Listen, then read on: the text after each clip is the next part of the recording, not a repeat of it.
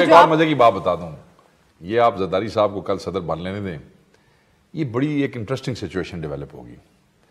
हम तो हुकूमत के साथ करेंगे, सो करेंगे जो करेंगे, they will enjoy and then what they will do to them, वो भी एक वो देखने और सुनने वाली चीज होगी।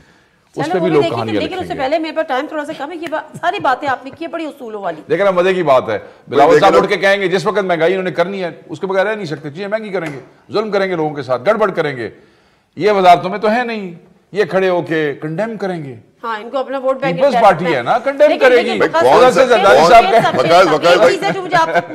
सवाल, एक चीज, कौन सा प्राइम मिनिस्टर ने अपनी टर्म पूरी की है? कौन सा प्राइम मिनिस्टर जो अरेस्ट नहीं रहा भाई, मैं ये कह रहा हूं आसिफ जरदारी साहब ने कितना सा जेल में गुजारा। करवा दीजिएगा। अगर इस मुल्क में महंगाई होगी तो आप कंडेम नहीं करेंगे? बिलावल कंडेम नहीं करेगा?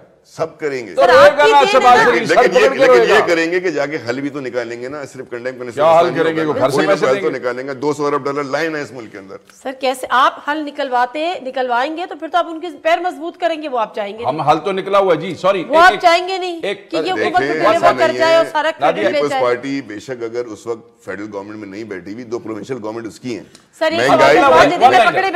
महंगाई तो सूबाई। बिलावल साहब ने कहा था कि मैं 200 यूनिट फ्री करूंगा, मेरे पास फार्मूला है।